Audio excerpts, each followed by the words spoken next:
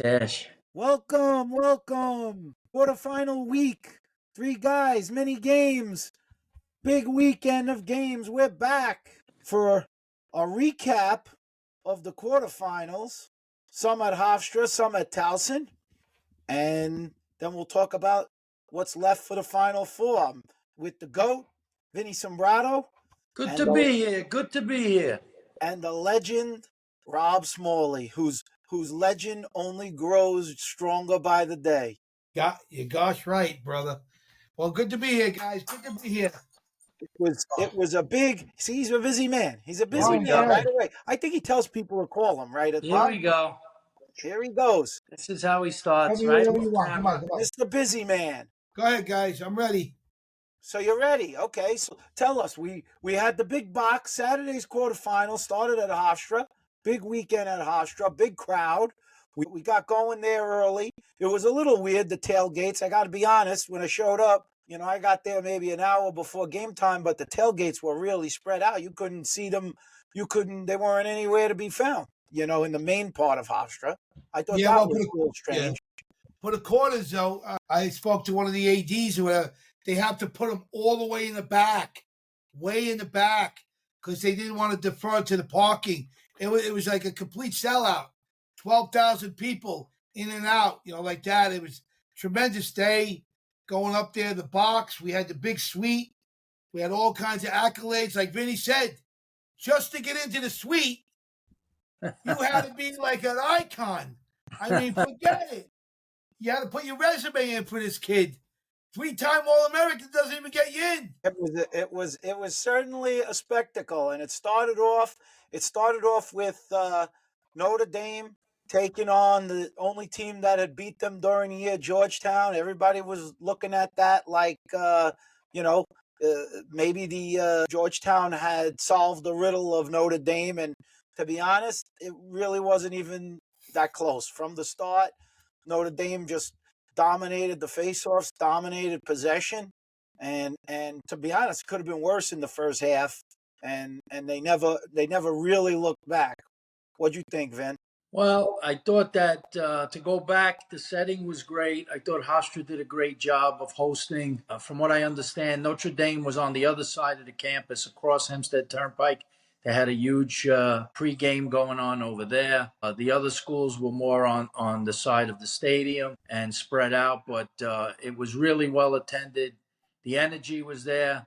There was a lot of talk during the week of bad weather, but the weather was perfect. I mean, the sun never really poked through, but I think as a player, it was a great weather day to play. No sun in your eyes. Depending on what time you're playing at Hofstra, if the sun's out, you could have sun in your eyes, the goalies, So I think that all worked in favor of the day. So, but to tell you about the first game, the Notre Dame, we have our picks that we usually do. And Notre Dame was a 4.5 goal favorite, which sounded like a lot considering that they had beaten Notre Dame by a goal very early in the year. But the tone was set from the first face-off. The ball got pulled out. Georgetown got it. The guy picked up the ball. And as usual, there were guys, I think it was a Kavanaugh, came running off the restraining line, checked the guy, ball went loose. They got a possession, and boom, they scored a goal. So that started the party, so to speak. And from there, Notre Dame just kind of wore them down. Their defense was pretty stellar. Georgetown has some tremendous shooters. That was evidenced at the end of the game. But by that time, the game was kind of out of hand. But they opened up, I guess, an 8 or 9 goal lead at some point. Never looked back. He emptied the bench, which I thought was smart. Don't take any chances to get anybody hurt. Enterman was, I don't know how many saves he had on the day statistically. He didn't have to really make that many. He didn't have to be spectacular on Saturday. He made, the saves he had to. He didn't look like he let any easy ones in, but he wasn't in one of his best games. I think he might even agree with me on that. Overall, a great effort. Scoring spread out fairly good. Chris Kavanaugh had a day. He emerged. I mean, he's the younger brother. and he really did a job. I think he set a Notre Dame record for points in a playoff game. I think he had 8 points on the day. He was really playing well. He got underneath guys. He made great passes. He finished on the crease, brother to brother play. And Pat did his typical thing. Still had, I guess he must have had at least 4 to 5 points also. Well, And then after that, Georgetown's, they're missing their face-off guy. So it starts off like that. He's not playing their main face-off guy. And it's kind of hard to win a lacrosse. I would say that Notre Dame probably had the ball 23 to 25 minutes of the first half. yeah, Kind of they hard to possessed the win ball. It's Yeah. kind of hard to win a lacrosse game when you've played offense for about 5 minutes for the whole half, you know. And to be honest, like I said, I think they should have been ahead a lot more by halftime. To be honest, no. Well, yeah, listen, they know how to grind you out. It looked like the Ball versus Lynch face-off matchup, which was two former Chaminade kids, right, going head to head. Unfortunately, Ball, I think they said he tweaked his calf muscle or something the previous week. He's a gamer. He tried to get out there. I think he did take a couple, but he just wasn't up to it. And especially when you're going against a kid like Lynch, who doesn't necessarily win the clamp a lot of times, and yet he can scrap for the ball. So if you're not 100% and you can't scrap with him, you're going to have a problem. And then on top of it, like I said, if you're winning it going back to your defense, then you got to deal with that attack that really rides so hard. So I they mean, did a great job. Look, Notre Dame got a big lead before Smalley even could get a pretzel. yeah, he They barely basically had The food was Smalley great in the barely. box. The food was great. We had everything rolling. We had spring rolls. We had the Godfather sandwiches. We had pretzels. We had sushi. My God, it was great. That's what I live for. I live for the they had the food, cookie plate too. The cookie plate. the pastry plate too. Yeah. Yeah. Oh my Yeah, it was God, it was a good day, and like you said, it kicked off with a great game. Getting to see the number one seeded team play was great, and they handled their business. Smalley is sporting that Maryland hat. The best was yet to come because the next game was a barn burner, and I guess you would say maybe not to him because he picked Maryland all along. Maryland, they came to play. And not that Duke didn't come to play. They put forth a great effort, but the other team responded, considering there were a lot of people that complained about Maryland even making the tournament, and getting a seed. But they proved their worth. They had a great game plan. Coach Tills and his staff, Bernhard, the offensive coach, did a great job. They do it by committee. They got the job done. And again, we just talked about possessions. Their face-off guy was incredible. I mean, I think 20 for 29 on the day. I think 5 of those face-offs maybe Duke got in the first quarter, So after that first quarter, the possession time was very tilted towards Maryland, or at least possessions. They were getting first possessions after goals. It's hard to go on runs when you're not getting face-offs in this game, and especially against a team like Maryland, if you don't get the next face-off, they're pretty methodical at, running that shot clock. Duke's strength is that Nasos had a fantastic career. I think he won over 1,000 face-offs in his career. But he just, he's been nagging injuries all year, kind of caught up with him a little bit. And, like I said, the guy Weirman, he's been a phenomenal guy for Maryland. Maybe some was saying their best face-off guy ever. And he not only won face-offs, he scored 2 goals. When they were down 3-0, he made a goal. When they got down again, he made another goal. Those stemmed the tide. That you're on the verge almost. Seems like a team could start getting blown out. And next thing you know, you get a couple goals from an unlikely source, and now you're fighting back. And they got behind again after that, and they fought back again. So credit them with sticking to their plan. Credit them with not panicking. Duke had a fine season. Some people might say they underachieved, as a number 2 seed. You don't want to get knocked out in the quarters as a 2 seed. But, it almost was looking like you might have a all ACC Final Four, like a repeat of the ACC tournament hey the week Vinny, before. I'm sorry. I hate to interject. You're on a roll. Sorry. Let me just bring out a controversial point, and you're very good at this. Elaborate on this point. Part of the game when it was tied 10-10, I believe Maryland went up 11-10. Then they got the ball somehow, and they shot it. And I was looking at the referee. He was 10 feet from the goal, directly looking at the play, and I saw it from up top. We were in the suite. I said, "It's a goal." I could see it. It hit it up. I know you're gonna say I'm crazy. I can't see, but I saw that. But anyway, what happened at that point? I was confused. Are there any red flags where you can throw in? Then somebody said you can't do that because the referee's got to blow the whistle. What is the call on that? Well, he did throw the flag. He did throw the red flag, Tillman. Yeah, and Tillman wanted the guy to pick it up because he thought they were going to review it. He didn't want to lose the timeout. So some guys went on the field. They actually blew the play back into action. They had to adjust the clock. I'm not sure. I don't think that happened at 11:10. I think it was They were up two. 11:10 when Duke got a goal, when Charles Balsamo On 11-11, at the end of a shot clock, he made a pass to a cross crease, a skip pass with, well, and it was a 3-2-1. The guy shot it in right before the buzzer went off. So, that I think tied it at 11, and you would think that, maybe Duke was going to take off from there, or, that gets you disheartened when you play great defense for 79 seconds and then the team scores a goal like that. That could break you back a little bit late in the game. But like I said, their resiliency, maybe the story of this whole thing is going to be, Maryland's resiliency. We could go back to when they came into town. They had a bus breakdown on the Cross Bronx Expressway. Yeah.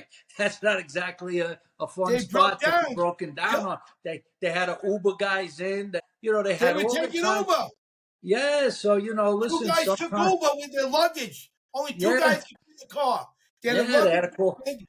Yeah. You got all kinds of cross equipment, and that started on Thursday, and they got to Long Island. They had a great practice over at Chaminade, and like I said, sometimes adversity creates something that you can't bottle. Like it brings a team closer together. It's like, okay, what else could go wrong? You laugh it off and you go out and you play really hard. Look, whatever happened worked. Let me just jump in there. I'm sorry, Ben. We went a little off course, and I wanted to hear you what you had to say. My point was, when they had scored that goal, that controversy goal, they let it go. They rolled it out. The play was on. The Maryland players were jumping in the air. Everybody was going crazy. They were jumping. They might have been on the field a little bit. And then apparently one of the coaches had ran into a Duke player on the field at that time. So at the end of the game, I'm going to read you some quotes that Danowski said. Mm-hmm. Here's what he said. And I'll show you. Can I get him? Can you see it? You can't really see it. You can read it. Okay. I hate replay. I don't like it in any sport. And then they go like this. Then he writes this. I think we are all human, and we were playing a game to me. There's no place in the sport for technology, but I get it. We have to keep up with the times, but the whole team jumped on the field. We were playing a game. The coaches ran into our players. That's not a great look for our game, but this is what it is. So in other words, he was looking at what that was. He wasn't looking at, well, let's review the play because he don't like that. Well, I mean, look, the one thing I'll say about that is I don't know the protocol of on a situation of why do you have the challenge flag? He threw the challenge flag right away. Why they didn't blow the whistle immediately and they made Duke clear the ball? But once they cleared the ball, they stopped it. Now, if Tillman was on the field and a guy bumped into him or whatever, I don't think that. They tried to get away with it, Stephen. The problem would have been if they didn't stop it somehow, and Duke would have went down on a fast break and scored a goal. Then what do? How do you unravel that one? That was wrong on the referees. I don't want to pick on him, but he saw it and he should have blew the whistle. Yeah, he tried to get away with it. It was close enough that they had to stop. I don't agree with Coach Danowski on the aspect of the technology because you have this technology and you want to get it right. The idea is to try to get it right. That's in any sport, in A year football. ago, he stepped in the crease. He Well, wouldn't have gone to the Final Four. He well, stepped in the crease with a goal. Got a yeah, goal a year ago. he benefited in that time, and it didn't benefit him to have it this time. But Well, he the, didn't benefit that time. He benefited because there was no replay right, last year. that's what I mean. He Had there been benefited a because replay, well, yes, right, right. Well, there's nothing to say they still wouldn't have won last year because it would have disallowed no, a it would have just goal. been a possession. But Right. but look, So, I think you're right. Major sports, everybody's going to replay in every major sport. You want to get things right. You don't want to lose because of human error. If you have an ability to review, but the process has to be better. Nobody seems to know exactly, including the refs, what the process is. That's It's all over the that's place. the issue. It's the 21st they should have century. never blown that play in. It was close enough of a shot that you had to have thought to look at. That's not a speed whistle to blow it in. Look, in the end of They the should have day, blew it right away, Steven. I think The guy Yes, saw yes. it. I He think they saw it rip into the net. I think they got And it I Well, right. disagree. He saw that. I don't think he saw it because he called it no goal. If he saw it, he would have called it a goal.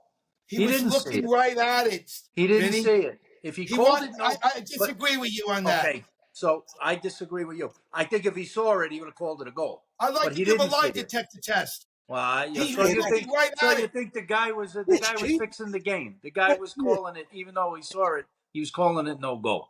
No, but then how are people saying? People were yelling at the Duke coach saying that he was a sore loser. Well, listen, because he took a position on the technology and it didn't work to his favor. I understand. He said I what he mean, can't said. you get it right? You had 40 years in the game, and you Listen, can't look at a okay, play. all right, slow down, take it easy. Let me tell you Take this. it easy. So It's there was stupid. there was more than just that play over the weekend. In the Virginia game, which we'll get to that Yeah, game, we'll get to that one. right? You had a goal that they called a goal. They reviewed it. Even with the review, it was so close. I don't know how you couldn't tell. So you say, okay, I think the rule is that if they can't make a real determination on the review, they go with the original call. So the original call was called a goal on the Millen goal, right? The original call was a goal. They Ah, looked at it 9 different ways. They couldn't really tell definitively whether or not his foot was in the crease or well, not. he was in the And crease. well, That's what he okay, was. but All right. apparently Well, they He didn't was in think the so. we'll crease get by to that. far. It wasn't close. Before we could talk about All the right, let's calls. finish I the want other. to know about the Maryland game because I think that's going to overshadow. Don't overshadow a tremendous effort by Maryland. What the face-off kid did was unbelievable. I mean, he's scoring goals when they're struggling on offense. He's dominating possessions. Like Vinny said, he turned to Thomas O'Connell. You know, former Maryland player in the box, and I said they're never out of this game because he's getting every ball. And even if Duke they can't get on a run, Duke, because even if they score a goal, they're never getting the next possession. And Maryland has the capability of going on runs because he was winning them so easily. But I kind of found it fascinating in the box. I told him, I said it was like if you saw Rocky Four when Rocky goes to Russia and he's fighting and everybody's against Rocky. And by the end of the game, they're all rooting for Rocky in the movie, right? That's what it was like in the box. It was like there were neutral people. There weren't so much, one way. There might have been a little one way or another, but everybody was fairly neutral. But by the end of that game, it seemed like the box was really pouring on for Maryland. They really, the effort made them really turn it Tillman, on, I love you, baby. right? Tillman, you're the man. You're my favorite in the game, Tillman. I love you. It was it was Woo! it was tremendous to see. Like maybe it's the resiliency, like Vinny said, the adversity, the bus ride, put it all together. They ordered 43 chicken parmesans at Vincent's. What a I'll tell you trip! right now, the defensive coach, you guys don't even know his name. You guys could, big experts, 20 years in the game. Neither one of you can even tell me the defenseman's name. But other than that, without picking on Well, you guys, other than the fact that it's Jesse Bernhardt. Okay, go ahead. oh, I knew it, Vinny. I gave him one. I threw it to the goat. Goat, you did it again, goat. But no, he actually coached it. I have to say, that guy, I hate to do it. That guy's going to be up for a head coaching job. That was to me the greatest defensive job I personally have ever seen in the game to stop Duke. You guys are the experts. I don't know. I cannot believe they were up 6-3. And I said, this game is over. They got no rhythm, no nothing. And they stunned them. And don't forget another thing to add in. And for a guy dealing with adversity, was injured, lost a year in school, came back, looked a little shaky at times. The goalie, he came up big. He made a Goalie lot played of good. he made a Yeah. lot of great saves, that kid, and he really stepped up when he needed to for them too, because Duke was coming. They kept the heat on, and he rose to the occasion as well. You know. Yeah, That and was look, an amazing game, brother. Go they're ahead. a number 2 seed for a reason. But I thought, um, I think my friend Rob Smalley predicted a Zappatella O'Neal matchup, which didn't go that way. They actually put Zappatella on the other guy, on Zawada, and it was a good plan because they figured Brennan may get his anyway. Put Zappatella so he doesn't on Zawada, who handled the ball.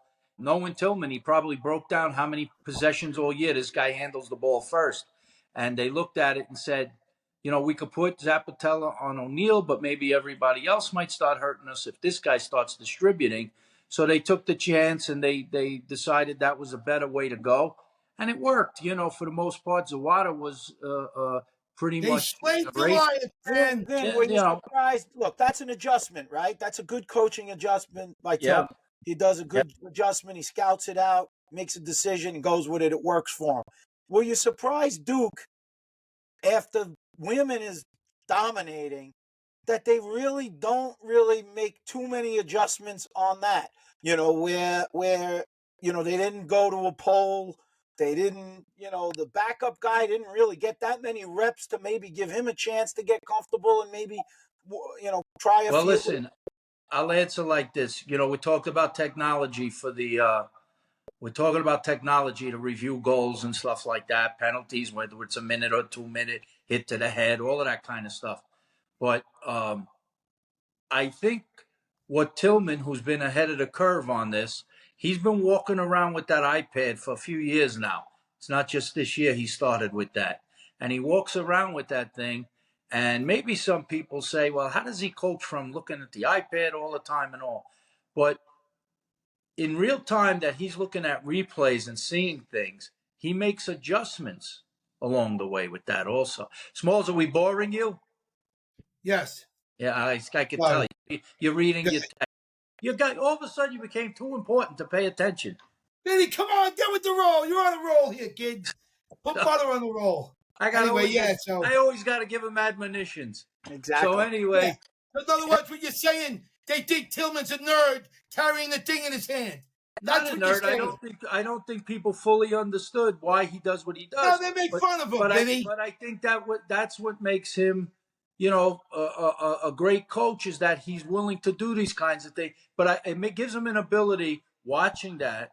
And we had these conversations. We're not here yet, but I always said I thought the next phase of lacrosse is like football, to put a guy up in the box who sees things and coaches wearing a headset. Like an NFL football coach So would. then to get back to it, why no adjustments on the face-off when the guy is dominating I the don't know. I can't answer that. Especially forget about when you say adjustments. Just try another guy. I think the kid Cal Gerard, when Naso pulled, whatever he did to his calf, I think it was, or whatever his problem was, when Gerard got in that game that day when that happened, I forget which game it was, but he did a really good job. I thought he's dangerous. He's speedy, strong, and I said to myself, this guy hurt himself a little bit, might have, opened the door where they saw that, hey, wait a minute, this kid's more capable than we think. And if we're in a pinch, we can go to him. But they never went to him. Like I said, I think he took one. It didn't make sense to Finest me. halftime adjustment, Vinny. That's the finest halftime adjustment I've seen since I've been back. That was amazing. They slayed the dragon, give it to Duke. And another thing, I want to give a shout out to all the kids from Duke, the coaching staff. They love to beat them. Brennan O'Neill is still number one in my book in the world. Anybody who wants to get down on him, he didn't do this, he didn't do that, go stand online behind him because he'd be my number one pick for the next 10 years. He's a generational player, and you'll appreciate him in the pro league even more. He didn't win it. It happens. It's hard to win, Vinny. I used to get on you. I said, Vinny, you're a Hall of Famer. You never won in college. I used to pick on you all the time. He played with guys who couldn't catch, though. Come on. I understand he played after, but no, my only knock on Vinny. And I love him to death. He's been such an inspiration to me in life. I said, but he never won in college. So that's all. Look, Brennan, I think he established a great legacy. He's an elite player. Not only what he did the past summer, with the world team and all what he did, that was outrageous, and to capture the gold, he was a big part of that team, obviously. But he's been a big part of Duke since he stepped on campus. He's had tremendous pressure on him. There's teams out to stop him. Yeah, no matter what he does, he's criticized, it seems. But that comes with the I want to say it differently than Vinny because he's being nice. And it is true. Brennan O'Neill is a tremendous player. And he's certainly, likely over the last 4 years, probably the best player we've seen. But it's a team game. So that being said, I'm not putting it on Brennan O'Neill, but I will say Duke, for their recruits and everybody that they have and their coaching staff and their organization and their school, they underachieved over the last 4 years. How could we say that they didn't? I mean, for them not to win at least one championship with those guys and that team, that's tough to walk away with that. There's expectations. Notre Dame's going to potentially walk away with 2. And think about how special it is for the teams like the Syracuse teams in the late 80s, tripping on 90s, and the Princeton teams in the 90s, and the Hopkins team in the early 80s to win 3, or late 70s, I'm sorry, to win 3. It shows you how tough it was. 3 in a row is unbelievable. Yeah. The talent is more spread right now. I'd say it's not as concentrated as it was on certain teams, but it's always hard to win these things. It's always very difficult. How about the defenseman from Duke, Vinny? I want to give a shout out to him and the fall of Kenny Brower. I mean, what more can you say about that kid? Yeah, that great kid is amazing. He's one of the all-time greats in the game. Listen, you're like when the good humor truck goes by. You got a greatest of all time every other week. You go from one guy to the other being the best. He's a very good player, excellent player. He gave them 4 good years. I mean, I don't think Danowski has any complaints with how that kid showed up. I remember him from high school. I think he started at Kellenberg and he tore his ACL and then he went back to Massapequa. There's a kid tore his ACL and I'm pretty sure he tore his ACL in high school and he overcame that and he's a physical specimen. He's a very tough player, picks up balls. There was just some ingredient missing with that team. It's hard to put your finger on it, but I don't want to be too critical and point fingers. I do, Vinny. I do. I want to be critical. I want to go opposite you because I love you, but I want to go right to Matt Danowski, right to the head of the snake. And this is what I want to say to Matt Danowski. The guy lost a big game. I see on the internet, everybody's on the kid. Here's what I'll say to him. God bless you, Matt. You got a great future. You're trying. Maybe he'll get a job without his dad one day and he'll rise again in another fashion. He's a learning experience for a kid. So I just want to say, you know what? He might be down now. He's trying, and maybe someday he'll win 3-4 national championships with another team or something like that if he doesn't stay. I personally think he's going to be the next head coach at Duke University. That's my opinion. I know I'm going to get a lot of lashback from the parents and people, but I think that's the way to go. And I just want to say God bless to Matt, who had a tough game and he's getting hit on really, really hard. So I'd like to have some compassion for him. Like my dad taught me, don't kill a snake when it's down. You know what I'm saying? Well, it's not so nice you're calling him a snake, but there's 2 types of snakes, Vinny. You were a snake with the You know, women. cuddly I'm a type snake. snake. I'm a real You know, snake. a cuddly type snake. The cuddly version. You know what I'm saying? I think he's Man, trying to say, look, I mean, look, I they've didn't got mean a tremendous snake. I meant, talent, you know but what I mean. does it go to coaching ultimately? Listen, I think a lot of people are saying that Tillman outcoached them in that game. Maybe, there might have been strategic things You like, guys don't want to come out. You're throwing them under the bus. Basically, you're looking for regime changes here. Who It is? might happen. You guys Where'd you don't get that know. from? I, Where did yeah, you get I mean, that from? You From don't what have I the said? crystal. Well, I'm saying you don't have a crystal ball. You don't know if a new coaching staff is going to come in. I mean, it's a big loss. It's a big loss. How are you bringing up coaching staff, regime changes, and everything based on what Mayo Steven just said? Where'd you Hey, get that from? I You had you you spaghetti. went from see. There's your tell. There's your tell. Well, That's Vinny, in I'll tell your you how I head. So did it. now you're saying it, and I you had project spaghetti it onto squash me. today. If I thought that, I would say it. But I'm I'm not telling picking you, on you. I'm just could saying the could internet. could they have could they have done a better job coaching that particular day and maybe throughout the season? I'm sure they're going to self-analyze too and do that. But the bottom line is, you could put players in perfect position to do everything. It's like a football play on offense. Every play is designed to score a touchdown, unless you're trying to kill the clock and run out of What bounds. does that have to do with what we're talking about, Vince? What it Do has you to do, believe? what I Do you had, believe what it there should has be regime change? Do you believe in change? Do you believe in coaches should come in there? Is it Well, over? that's not the right question.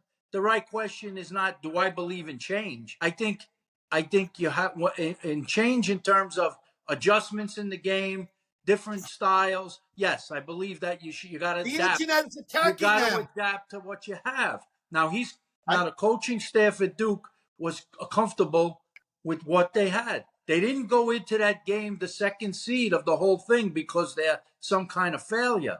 They've had games where they blew top no. teams out.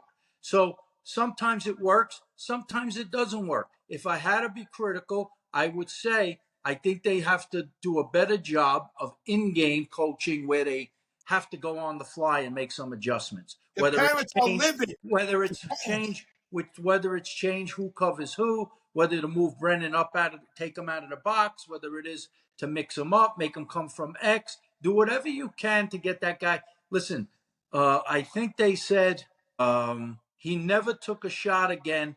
6:32 left in the game on. He never even took another shot. well, they were And I coming remember early, him, but they were right? coming early. Wait. He just made that's a negative state. So he's saying something. Let's look at the game. He was double teamed. It's a team sport. Well, if maybe you let me finish a sentence, I All would right, tell go you. ahead, no. I said the game, what Maryland did was, he didn't get a shot because he didn't want to take a shot. He take a shot anytime his hands are free. But he did get the ball in that 6 minutes and 32 seconds in the game. He had it in his stick a number of times, and what we call flushed it out of his stick. Yeah. Whether they ran a double at him, whether he was pressured, he was in a bad spot, so he threw it to a guy who was more open, who he thought could redirect it. He was playing the game the way he plays the game. Now, some people will say he don't play the game.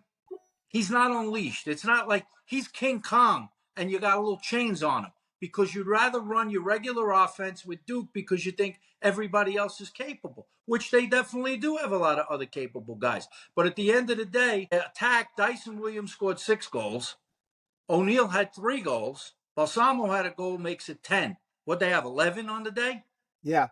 So 4 guys scored. So that tells you McAdory didn't score. Why Right. didn't McAdory score? Everybody's looking at Brendan O'Neal. Why did McAdory score? He didn't have the number one on him. And He didn't have Zapata on Zawada was him. quiet also. The water, you could maybe say, okay, you had one of the best defenders in the game, the front runner to get the Schmeisser Cup, best defenseman in the country. It was good game planning versus not so good game planning. Well, here's what I'm asking you. I want to get right to the head of it. I want Steven short answers.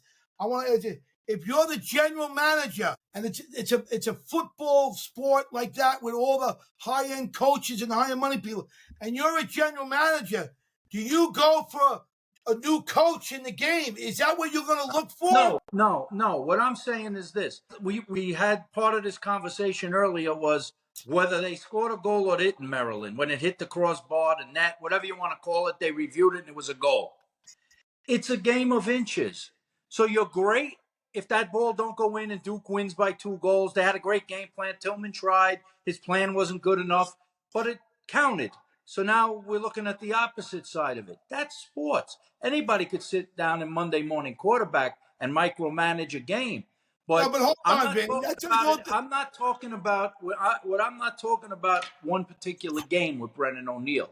I'm talking about over his career, whether or not when it just didn't seem to be his day. Could well, I'm Duke talking about have the done? coach. I understand that, but I'm Could talking they about have the done coach. some better things to get him involved better, free him up better, play him in a different spot? Those are all the questions. Now they know him a lot better than we know him because he practices with them every day. So maybe they try these things in practice and they don't think they can work. Those are decisions they make. But from a Here's my winning, opinion what but I'm but going to but give look, you about he the didn't win. coaches. He didn't grab the brass ring, right? He didn't grab the brass ring. But their winning percentage over the guys' 4 years is tremendous. They All right, might here's have the best record over the 4. yeah. And Maryland had a run of an undefeated season and everything. But I'd like to see whatever Duke's 4-year record was matched against anybody else in Division One. And you're Here's talking what I about want to regime do for change. coaching right now. Say that again. I'm gonna give Matt Danowski a 3-year. I'm gonna get killed. This is how they're gonna do it. This is what I believe they're gonna do. I believe John. I believe he's gonna retire, and his son's gonna come in. I said a 2-year contract. I think they'll give him a 3-year contract, and they'll take over the team as they build a new thing and give him a chance. That's what I think they'll do. Now, what do you think they'll do, Vinny and Steven? I don't know that he wants to leave John Danowski, and I don't think they're going to push him out. So he's had success. I said, what do you think they're going to do? That's what I he's think going to he's going to stay? stay. I think he's going to stay. I don't think Okay. he's going anywhere. All At right. least in the short term. I mean, he is getting older, so I don't see him there forever. But I don't know that this is the year he's out in. I think he's got some coaching left in him. And Vinny, what do you think? I think that John loves what he does passionately, and There you go. I think he will stay and try to recapture, a national championship. But I think that just like any player after a season has to self-reflect, he needs to do some self-reflection too about his coaching and why they're not grabbing the brass ring with the talent he has. Because if he doesn't do that, then that's another story. Then he wouldn't really be doing his job, would he? He's got to do the same thing a player would do. Player plays a season and they say, where was I? Look, my guess, like most of these teams, a season ends for them. There's only one champ. So what are we going to do? Every team that doesn't win the championship, we criticize the coach and say, let's replace the guy? Or do we say, they're on a good path, they just fell short? So, consistency matters, and they've been consistently very good. Now, you could argue Duke gets most of the time the best players. Their roster's chock full of 4- and 5-star players. So more is expected of them. It's so hard to win. All due respect to those guys, it's so hard to win. Brennan O'Neill became the Christian Leitner of lacrosse. How do you? That's a wild statement. What do you mean? Don't you remember Christian Leitner at Duke? Yeah, everybody hated Christian Leitner. Yeah, right. but the difference is he won 3 championships or 2 championships. He did. But what I'm saying is people love to root against him. People love to root against. That's why you said about it. You made the comment that in the box, the momentum was swinging towards Maryland because they were the underdog and they saw it was like a special day for them to win that game. Listen, we saw John Tillman after the game. You posted a photo on Instagram. We went and said hello, and the guy was beaming. I don't think he smiled that much when he won the national championship because might be his best work. That was when he won the undefeated Steven, I want to hear Steven elaborate on that. No, I mean, look at the team he has. They're a great bunch of kids. They're grinders. They work hard. But you're not seeing a Rambo on that field. You're not seeing a Wisnauskas.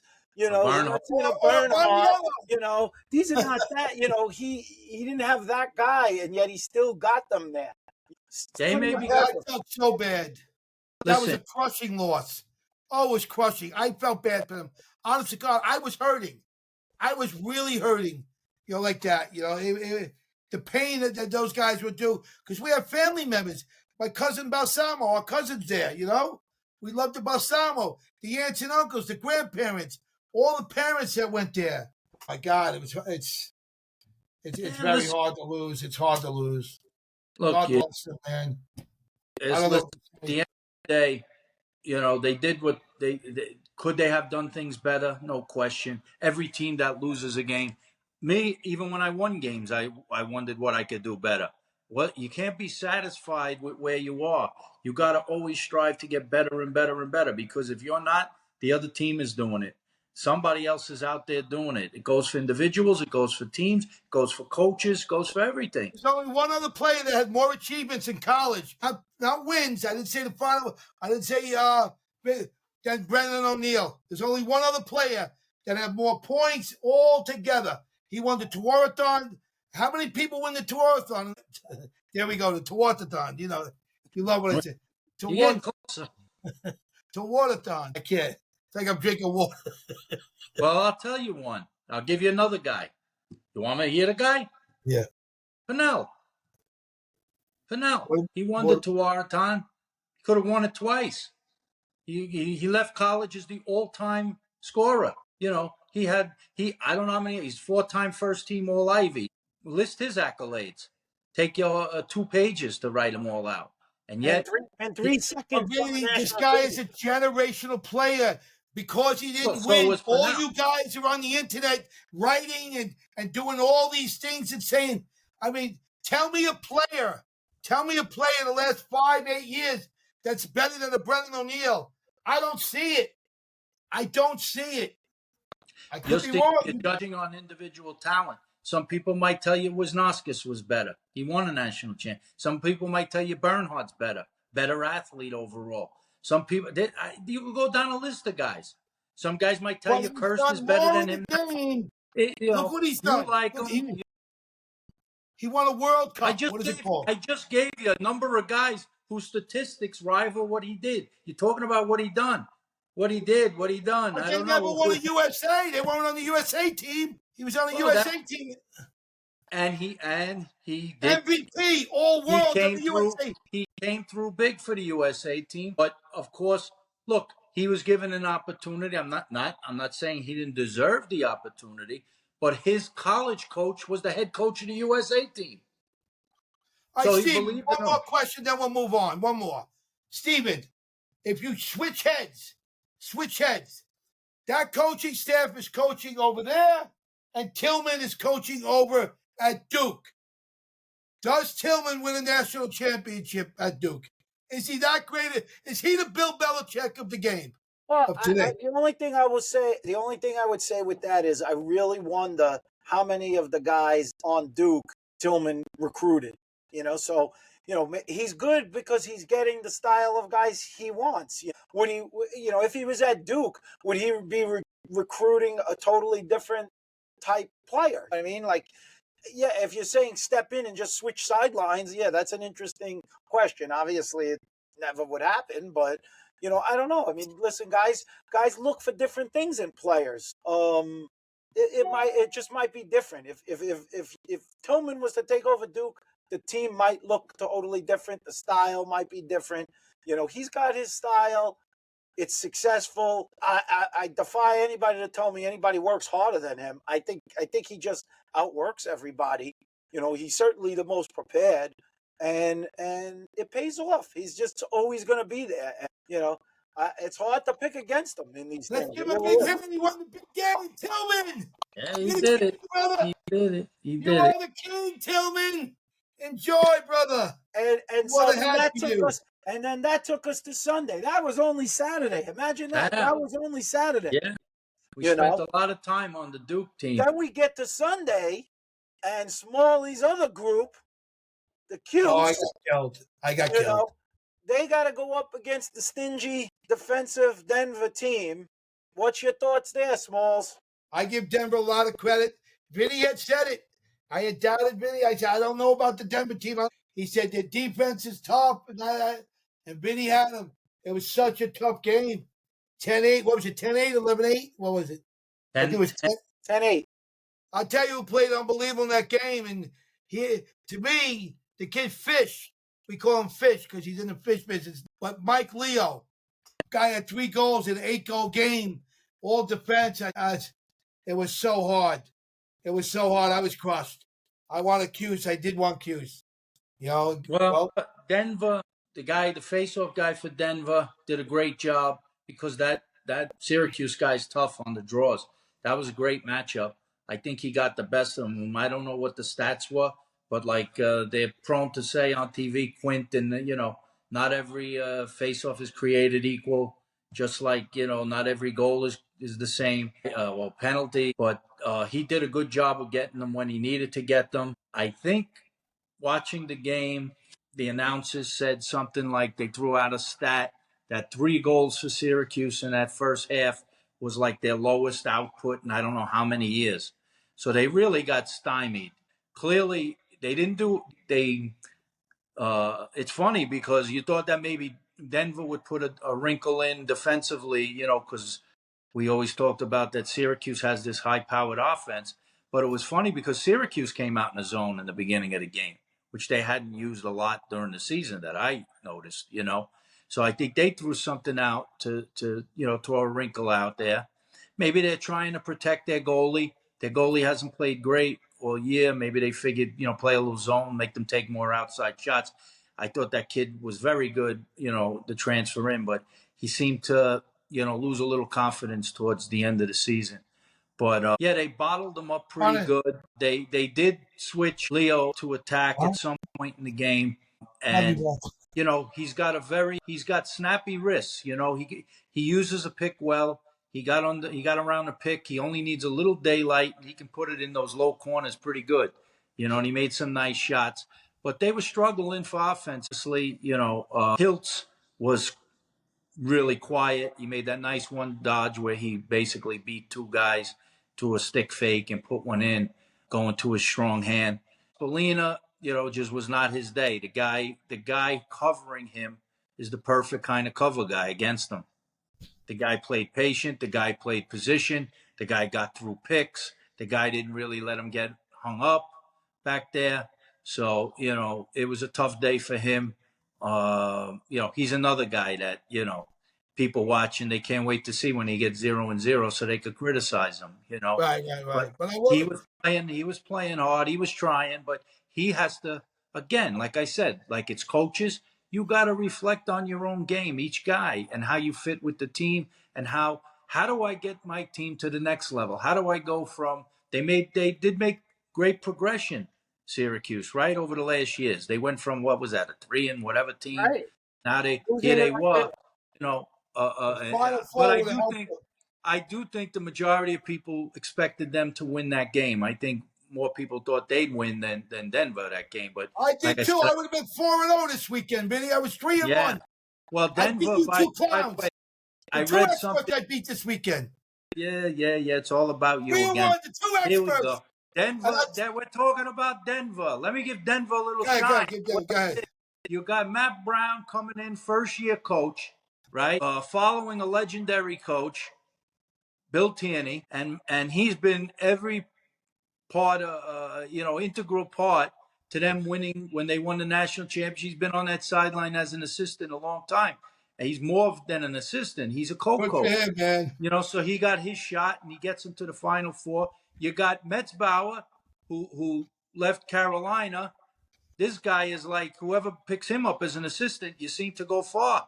He's won championships with 3 different teams, I think. So he's there coaching. And you could see, they get great satisfaction from that. And I think you get greater satisfaction when you're not expected to win and you win. When you play that underdog role and you win, it seems to, give you more satisfaction winning those games. Again, let me ask their game plan was a question, Vin. Do you think, Denver is one of these quirky nook type teams? That's how they got those type of guys. From playing against them, whenever we played against teams like that in the field, they seem awkward, but they get things done that are just sort of seem unorthodox. You're like almost not used to playing against it all the time.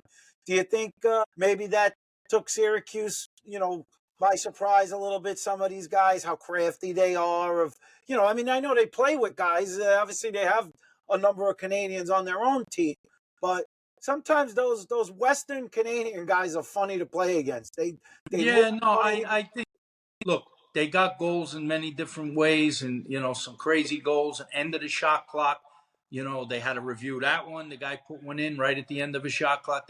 They manufactured goals, but I would say that when I look at Syracuse, they got a lot of talent. They got tremendous stick work, but I don't know. They just look a little more like They're small. a very skilled high school team. Yeah, it's like they don't have those big. Like last year, I think they had one of the other Curse was on the team, and then Yes, they ended up putting him in midfield, and he was coming like a bat out of hell in the games. Down the middle, which opened up a lot of things for guys. So maybe they need a little more size. I think that some of the that's a good point. Christian That's a good point you're making. Christian Muley was playing, and he listen. Christian to me is very dangerous. I think he's better when he's Great inside. addition this year. What an addition to the kid to Yeah, go out he's and play a great great. addition to the team. Great I addition. just watching him play definitely was nicked up. He's been, he took some hits this year. I gotta say, he sacrifices his body for the team because I've seen he's one of the few guys who really sets picks a lot Yeah, and to free guys up. And I don't know what the rule is. I heard somebody say, "Yeah, you're allowed to run through the pick now." So if you're Crazy. 100 and whatever he must be, 150 pounds, and these guys are coming with full speed and running you over, that's not fun.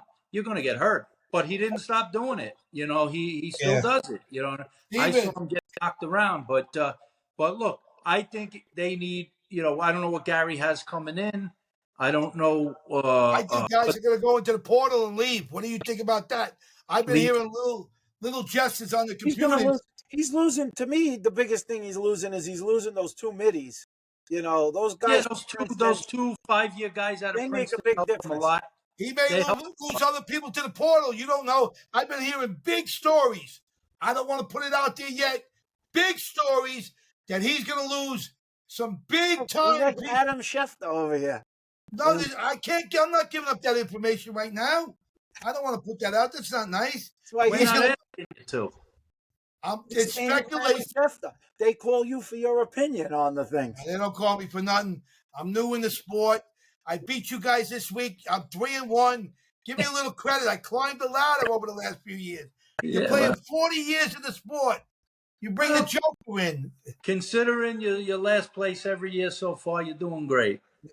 I Last like place every year. I like you right where you The are. coach is lucky to go 50-50. Steven, you killed him every year. No, hey, listen, it's still alive. There's 3 I games to still have a go. shot. There's Can I 3 games beat? to go. Listen, can a small time guy, little Levittown guy, come and beat Nancy Pelosi? Not Nancy, but I mean Vinny Sombrano. He lives up on the hill.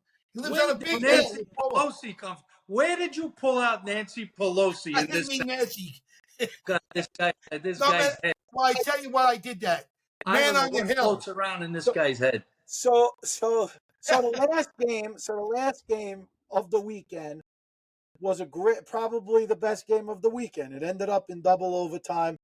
Virginia comes out really slow. Laws yanks the goalie that has started most of the year, and I know he had some Well, trouble. before you say that, let's just give props to Denver for winning that game. Yeah, Give Yeah. props to Syracuse for a great season, market improvement, three 1-goal losses to some top teams.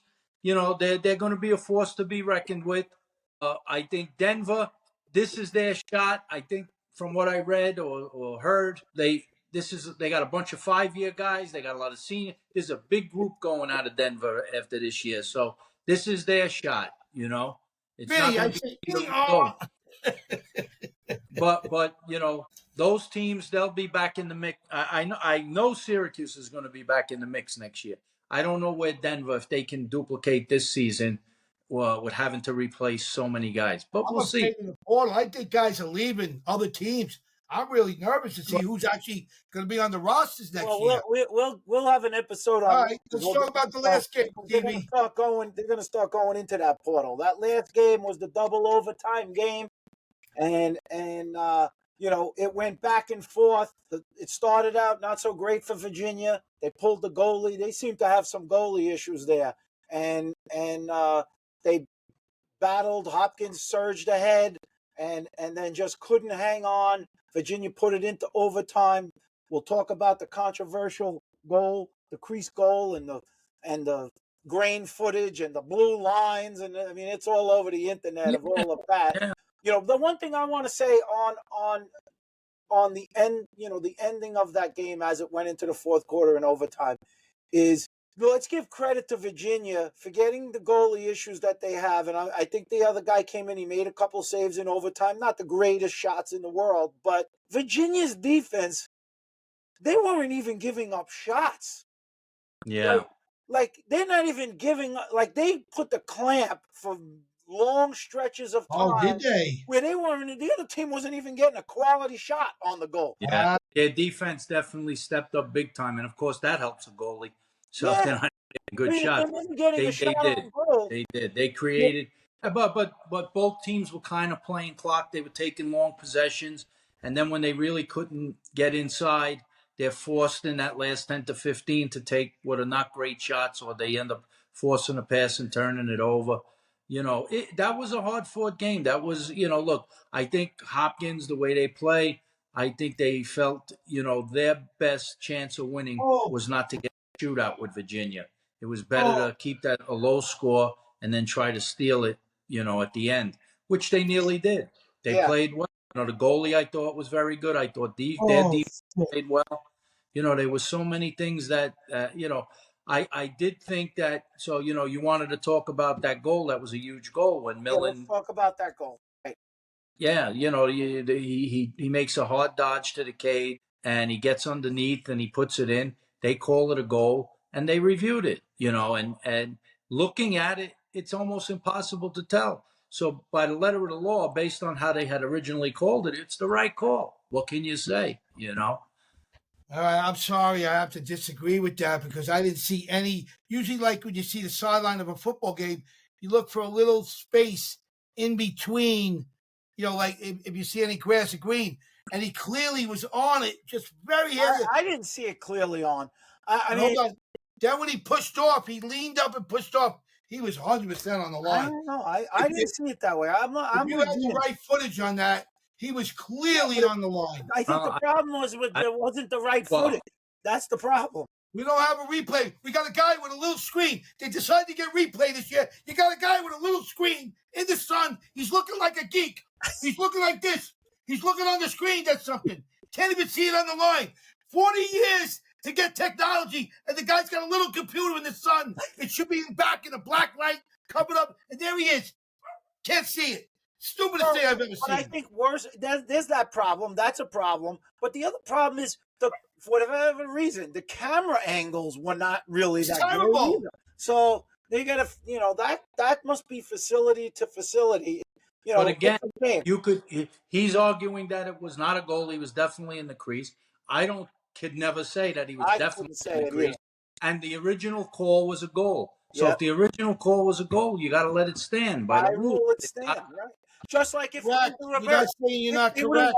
We're talking about having the right protocol and the right equipment where it's technology. It's not that hard to take a little computer. Well, let me ask you this, Vin. I mean, stupid. No, apparently let me ask you this. NCAA don't run it right. Run it right. Vin, let me run it. Let me get it on the board here and run it. He's going to run the NCAA now. Yeah. Let me ask you. I think they should use. You know what they should use to do that? Nancy Pelosi. Yeah. let me ask you this, Vin. We know it counted as a goal, and we all saw it. If they would have ruled it not a goal, did you see anything there that would have overruled it not being a goal? If it was, then it would have stayed as not a goal. I mean, you'd have to say you couldn't. There was no way to determine based on what you saw there. You could change it without dispute. That's why we have technology. Yeah, but the technology We doesn't always need do to it. grow. We need to get some professional people in that area where we can have a computer when we go in the Listen, box. Not a slow guy down, runs the slow sideline down, with his slow thumb. down, Yeah, slow but down. here's the Slow thing. Yeah, down, yeah. Wait. slow That's down. the I problem. want You to guys put are it. You I want had to problem. those put Paulie. glasses on when you reviewed it. Yeah. Were you You wearing guys those are glasses when problem. you reviewed the call? 40 All I years can tell later, you you, guys don't look, get it. It's it's the But terrible. first. here's the It's the rule, first. Smalls. Here's the It, rule. The rule is this: the fact that you could see one thing and I could see another thing is not indisputable. The call has to be to a point where it's indisputable. And I didn't see where it was totally perfectly on the line where I looked the way that was. I didn't see it that way. It was look, very close. they did. This is the first year they're using replay for these things, right? It's the first year. They'll get better at it.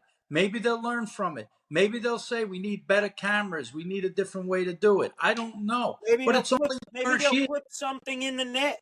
Focus Really, it the down. camera looked like a 1920 camera. You couldn't even see it. It looked like grass grains. What? Are you kidding me? It was terrible. That's how we got to grow. That's what we got to talk about. We got to grow the sport like that. That should never be questioned. There's too much shit going near a goal. Here's I'm not here's going to blame the refs or blame everybody. here's We the have other the thing. technology. I can go to the moon tomorrow. If I want to go to the Here- moon tomorrow, I go to the fucking moon.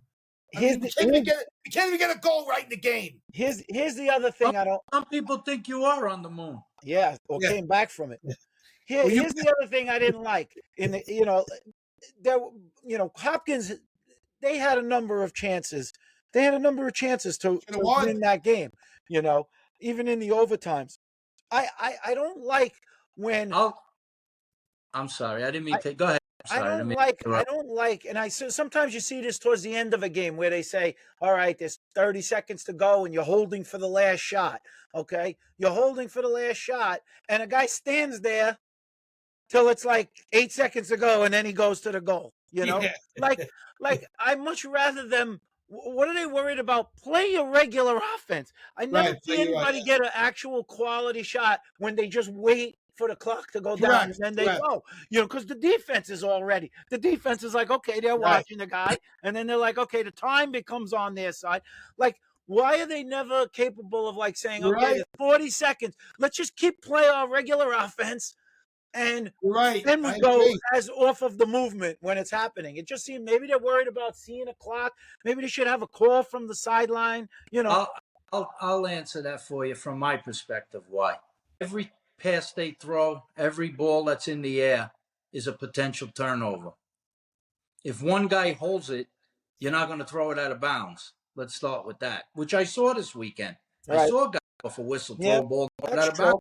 That's So true. I think there's something to be said to be conservative and start and run the one play, especially if you're playing to get to overtime or not.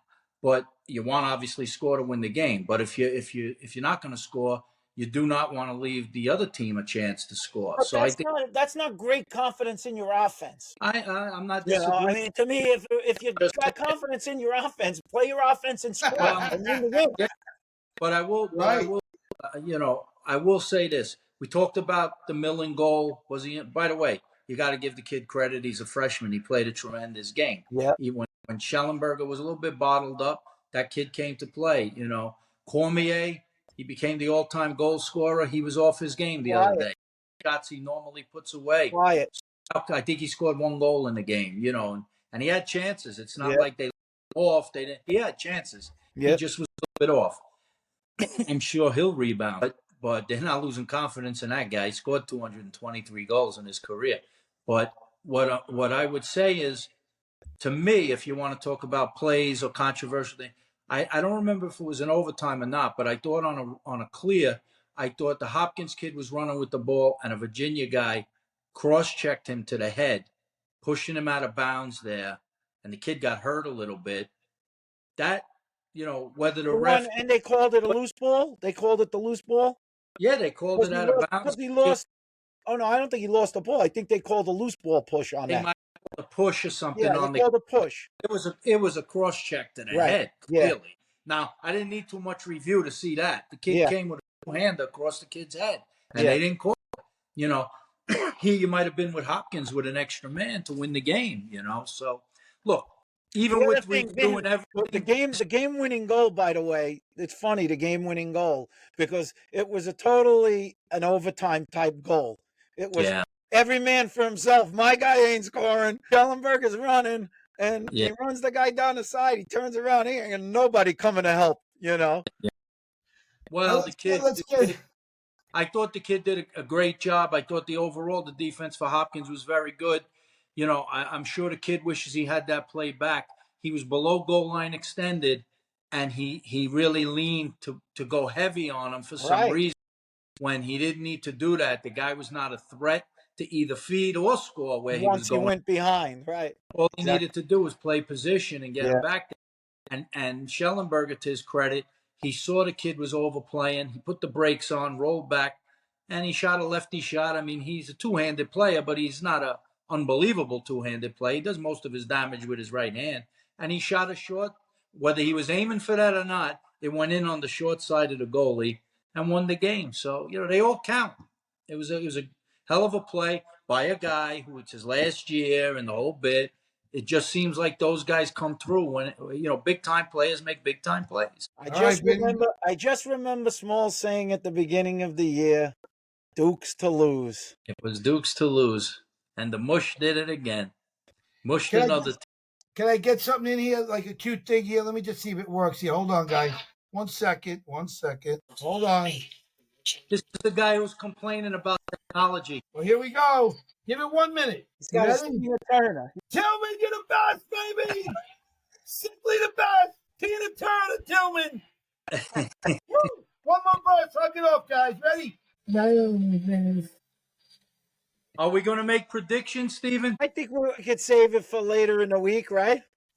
Okay.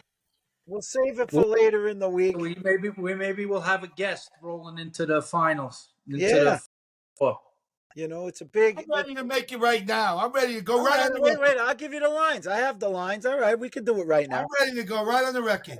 Let me pull it up. Let me get it right out. This is Final Four time. I'm gonna go first because I just think I should give you at least a chance. You could do whatever you want. You're in the lead. Yeah, that's what I'm saying. I'm gonna this way you could decide whatever you want to pick. You can decide based on. I'm not basing it on what you pick. I'm basing it on what I pick. No matter what. The first game is Denver and Notre Dame. Notre Dame is minus 4.5. Wow. Jeez, 4.5. I'm gonna go with Denver. I'm gonna say they're gonna slow it down. The face-offs will be a fairly even battle, and I'm gonna say they keep it close. I still think Notre Dame will probably win the game, but I think that Denver can keep it close enough within that 4.5. I think it'll be a close game. I go second, Vinny. I disagree with that. Go ahead. I say that the camera, it's going to be too much. It will be close. I agree with you that to a point. Then I just think in towards the third quarter, they're just going to fade away, and they're gonna win 15-10. That's made it by a half a point. He's got them covering by half a point. That's how it's supposed to be. I mean, when you said 4.5, that's again a perfect line. It definitely would split guys. Right. Go ahead, Vincenzo. You've been wrong all year. You've been wrong all year, Vincenzo. Try to catch your brother. I'm gonna go with Notre Dame. I mean, I thought Georgetown would be tough for them with the 4.5. I still went with Notre Dame. They almost squeaked it, but that was because they emptied the bench. I think that I just think that the face-offs will be relatively even, in my opinion. I think that you said these quirky players that they have and all. I just think that Notre Dame's D is going to be a little lockdown on them. I just think that Notre Dame's D is really coming on. So give me a score, Vinny. Come on, Vincenzo. And I'm going with Notre Dame. What score though, Vinny? Give me a nice score for you. I don't think it'll be as high as what you said. I'll say 14-6. Wow. That's a ball. If I was going to say a score, I'm going to say 11-8 Notre Dame. I would think could win the game, but I don't think they're going to cover. It'll be 11-9, something like that. The other game is Virginia is -2.5 against Maryland. Wow. I don't care. I left that game. I don't care if they were playing King Kong. I'm picking Maryland. I'm not going against Tillman. No way, no chance. I might lose, but I'm not picking against them. There's no way I'm picking against them. I'm picking Maryland. Go Well, ahead. I was just thinking here, I might have to do the unthinkable. I want to give a shout out to Terenzi, a local player who I had fortunate to be an owner in the summer league with Mr. Terenzi. Right. I believe Terenzi's going to have a big game. Wow. Wow. I'm That's looking for Terenzi to have a 2-goal game in that ooh, game baby. to tie it. But then I just think you tie it in the fourth quarter, it'll be tied at the beginning of the fourth quarter. Then I think they'll float away. I believe I'm going to say Maryland's going to win by 3, 13-10. So you're picking Maryland Yes. to win the game, even. Yes. Okay, that's good. I like it. I mean, I don't know. I just think. Got to think about this. Hard to go against Maryland, not only because of Tillman, but that face-off guy. Yeah. That face-off guy, if he can dominate, and limit Virginia's possessions. I mean, look, they're a high-scoring team, but Hopkins held them down to what, 11? What was the final? 11-10, right? They held them to 11. I gotta like Maryland with the goals. Okay. That's a sweep on the Maryland. All right. Well, we're really close to the end of the season. Just a preview. By the next episode, Smalls, you gotta have to pick your Smalley awards. All right, I'm game for that. I think it's important to give them an opportunity to win in the playoffs decide your Smalley awards. There might be a guy who sneaks in there based on how he performs.